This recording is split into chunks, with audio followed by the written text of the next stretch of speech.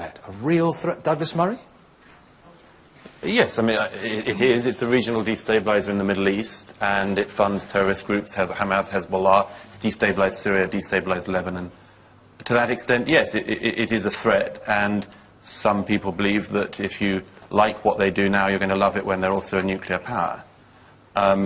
So to that extent, yes, of course. It has a long history going back 30 years now, or certainly since the revolution. Is Israel's assassination of Iranian nuclear scientists, is that not terrorism? I would just say that it's very unwise to assume that that's the Israelis carrying that out. Nobody knows who it is carrying out the assassination of scientists. One of the people killed the other week was one of the leaders of the Green Movement in Iran.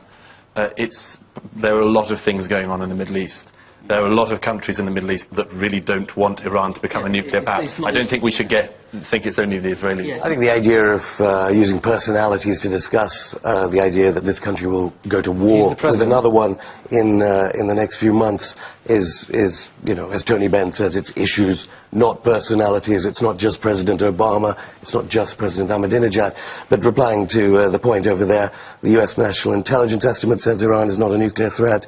Ehud Barak says so. Leo Panetta, the Defense Secretary of the United States, says so. It is only Netanyahu and now Avigdor Lieberman. Douglas Murray. It is always lovely to hear somebody who works for the Press TV citing the US Defense Secretary as an authority. I seem to remember only very recently you weren't doing that. Why is it you believe this Defense Secretary when he says one thing that you agree with, but you wouldn't? I don't agree. Hang on. I'm just saying that is what the general consensus is amongst policymakers, that Iran is not a threat. Just quickly before this lady speaks, that's not the consensus at all.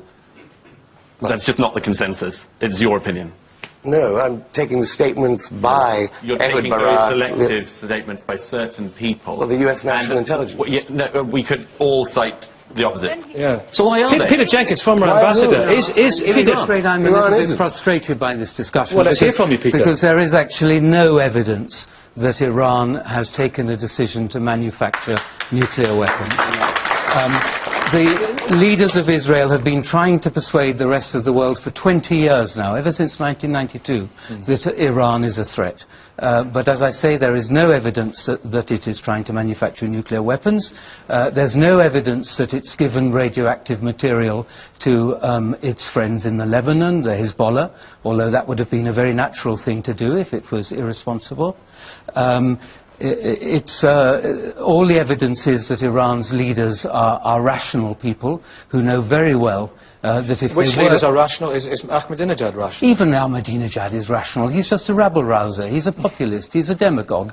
We know these people. We have them. Even we have them here in Britain. The myth of the Holocaust? Iranians are very intelligent people, and they're by and large very rational people. They know very well that the world would be united in condemning it and taking action against them if they were to cross the threshold, breach their nuclear non-proliferation treaty obligations and start manufacturing nuclear weapons. At the moment, they're still on good terms with Russia, with China, with most of the countries in the developing world, contrary to Western rhetoric, which says they're isolated. They're not isolated at all. Why won't they let, Peter, I mean, you're former ambassador to the International Atomic Energy Agency. Why won't they let the inspectors go where they want to go? The IEA inspects countries according to an agreement. It's a legal agreement. The IEA has, Iran has always allowed the IEA inspectors to go where it's entitled to go under that legal agreement.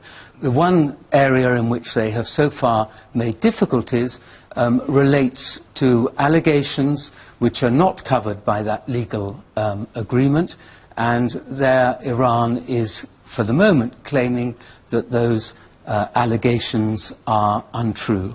In reality, probably some of those allegations are true, but Iran does not want to make an avowal until it is given some reason to be confident that if it makes an avowal, it will not be incriminating itself. Sorry, only the week before last, the IAEA went into Iran and were forbidden to go and visit certain sites that they wanted to visit. They asked to visit a site which they are not entitled to visit. Do you think they should go? I think they should be. I think they should be allowed to go there, and I'm confident that Iran will allow them to go there. It's a military site at Parchin. It's a military site, yeah. and it's not a site where there's nuclear material. The IEA is entitled I'm glad you know to that. go to science. Well, I do know that. But the IEA haven't got the opportunity themselves to find that out yet, because they're not being allowed to visit by the regime. But just quickly, I mean, the idea that the regime is rational in Iran, I mean, don't even talk about Ahmadinejad for a moment, but the supreme leader, Khamenei, he has repeatedly called for the eradication, the annihilation is the term he uses,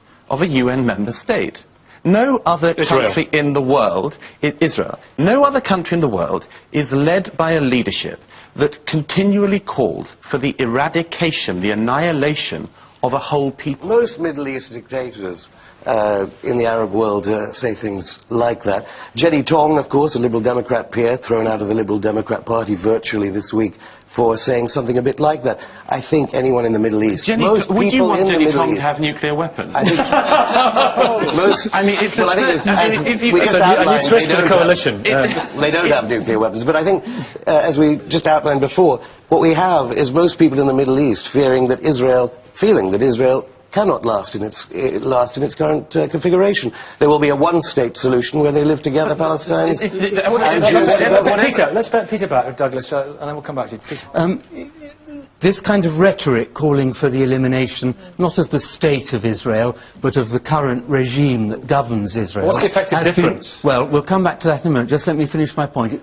Iran's leaders have been doing this since 1980, and yet for 12 years, between 1980 and 1992, Israel's leaders were trying to have an alliance with Iran, which had been the state under the Shah previously. So for 12 years, Israel's leaders weren't the least bit disturbed by that rhetoric. It's only since 1992 that they've chosen to find that rhetoric deeply disturbing. It is extraordinary to try to claim that it is the fault of the Israelis when a neighbouring state denies that the Holocaust of European Jews occurred, sponsors international Holocaust deniers to come to his country and also to deny that horror. To then have the leadership, not just one member of the leadership, but all of the leadership of that state calling for the eradication of the people who are the descendants and in some cases the survivors of that Holocaust. And for that state, whilst they are doing both of these things, to be disobeying all international obligations and to be, in the eyes of many people, pursuing a weaponized nuclear capability. It is extraordinary, when those three things are going on, that anyone would think it is Israel's fault for misreading Iran. I just want to say something for the common woman and the common man here. I missed my moment in a sense. When you started talking, you started saying as fact all these bad things about Iran. When Nikki mentioned the assassinations of Iranians, you said, oh, that might not really have happened. No, I said you should be careful. No, I didn't say it didn't happen at all. No, you misheard that. I said it would be very unwise to think that we know who is doing that.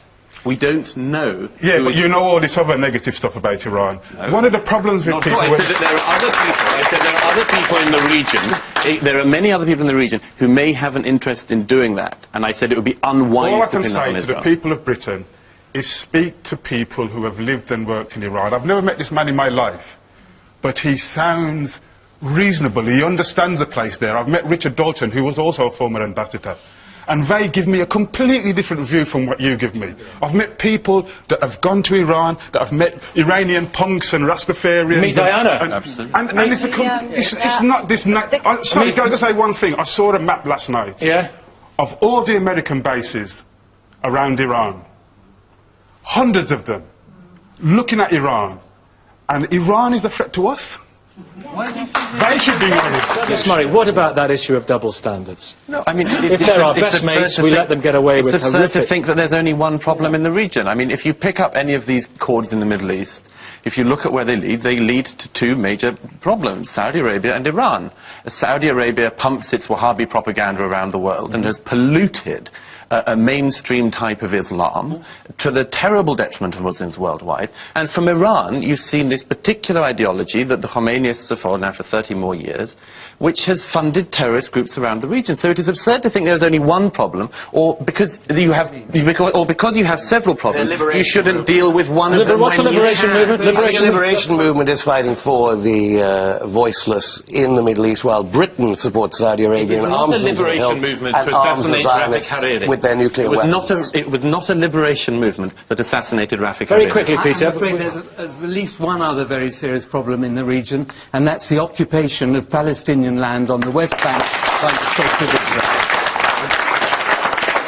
That's a debate we've had before and we will have again, and no doubt it's intrinsically connected to this one, people will say. But let me ask you one last question, Douglas, about the meeting tomorrow between Benjamin Netanyahu and President Obama. Is President Obama's stance on this changed significantly?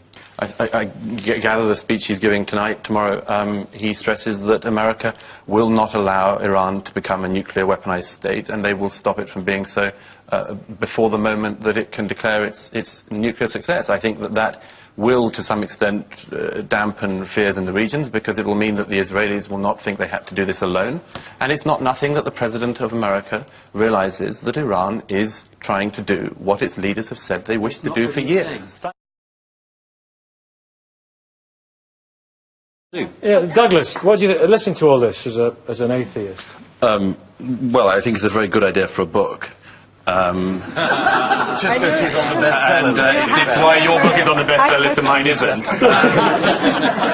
I can't read or write, you have to remember. Sorry, Lorna, sorry? Yeah, I couldn't read or write. I'm dyslexic. And I can't even say the word properly. And as a child, the angels used to say I would write about them and God, and I literally took no notice. And it was when the angel Michael, when I was married, with wheeling one of my children home, said it was getting near the time to write. And I just looked at him and said, how on earth does God expect me to write one book when I can't read or write?